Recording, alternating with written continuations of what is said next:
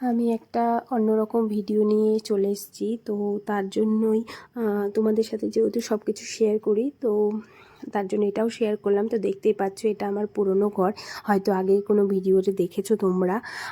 তো এই ঘরটা দেখতে পাচ্ছ একদম ফাঁকা। তো এই যে এই জিনিসটা, এই স্বপ্নটা, এটা আমার মা বাবা সবার স্বপ্ন ছিল, আমারও স্বপ্ন ছিল, কিন্তু সেই সময় সেই স্বপ্নটা সঠিকভাবে পূরণ করা সম্ভব হয়নি। একটু আর্থিক অসুবিধাও ছিল, সব কিছু অসুবিধার জন্য তখন আমরা টিনের ঘরই বানিয়েছিলাম। তো তারপরে যখন আমি বুঝতে পারলাম যে এখন আমি এই স্বপ্নটা পূরণ করার জন্য একটু হলে পরেও চেষ্টা করলে পারবো, তো তখন বাবা মা সবার সাথে পরামর্শ করে আমি এই কাজটা করার হাত দিলাম।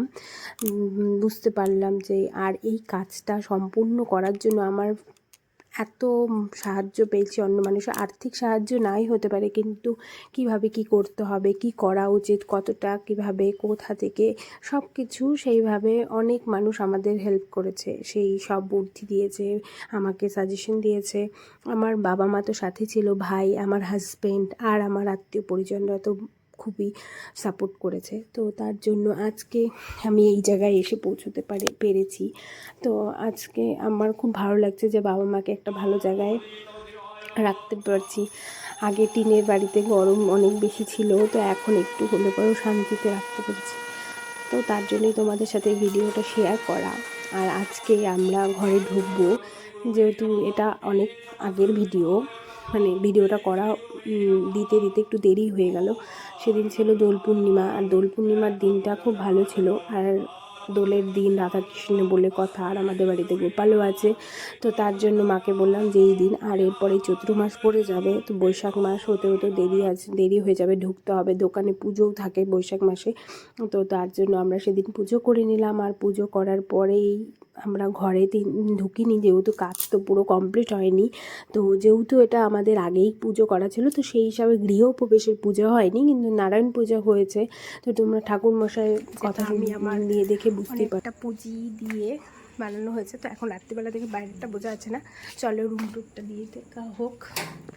তো এই যে এই টাইলসটা দেখে তো বুঝতেই পারছো যে এটা আমার পুরনো সেই রুমটা, যেই রুমটাকে আমরা ভেঙেছি, মানে ভাঙিনি, ভেঙে যেরকম নিচে রুম যেরকম ছিল ওরকমই আছে, নিচে সব কিছু মোটামুটি সেমই ছিল।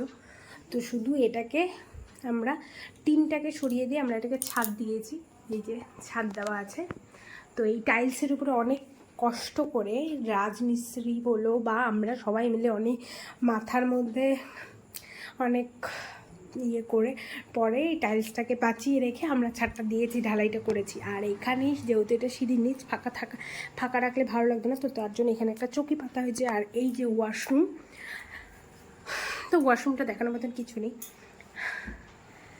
আর এই টিভির এটা তো আগেও ছিল। আর এখানে এই যে রান্নাঘরটা, তো মা খাবার বসিয়েছে। আর এই যে এটা আমার ভাইয়ের রুম, তো দেখতেই পাচ্ছ ভাই এখানে থাকে, ভাইয়ের ল্যাপটপ সব কিছু আছে। আর এখানে একটা ফ্রিজও আছে, তো ফ্রিজের উপরটা ইগনোর করো তোমরা। তো চলো উপরে নিয়ে যাচ্ছি এখন। আর চলো এখন তাহলে আমরা উপরে যাই।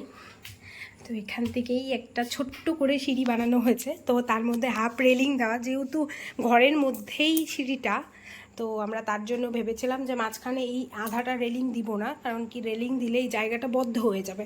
তো তার জন্য হাফ রেলিং দেওয়া হয়েছে, আর উপরেরটাতে পুরো রেলিং দেওয়া হয়েছে যাতে রিস্ক না হয়। এই যে উপরটা,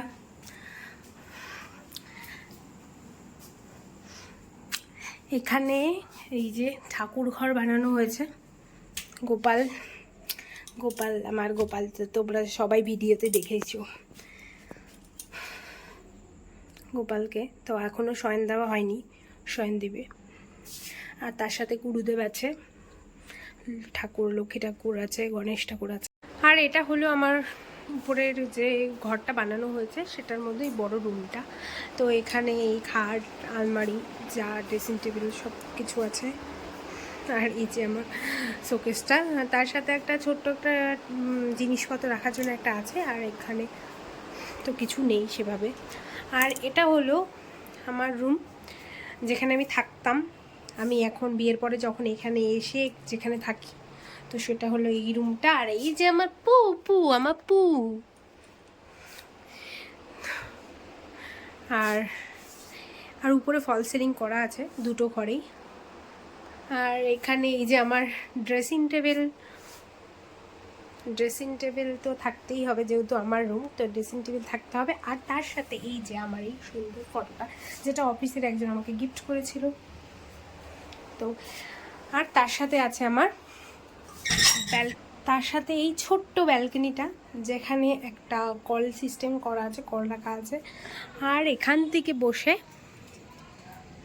দাঁড়িয়ে আমরা সব দুপাশের জায়গা দেখতে পাচ্ছ। আর নিচেই আমাদের দোকান। তো দোকান তো দেখানোর মতন কিছু নেই, যেহেতু আমাদের দোকান বাড়ির সাথে লাগানোই, ঘরের সাথে লাগানোই। তো যেহেতু নিচে দোকান, আমরা উপরে। এই যে আমাদের কুকুরগুলো, আর এখান থেকেই সব দেখা যায়। তো আর এই রাস্তাটা দেখতে পাচ্ছ, এই রাস্তাটাতে প্রচুর বর্ষাকালে প্রচুর জল জমে যায়।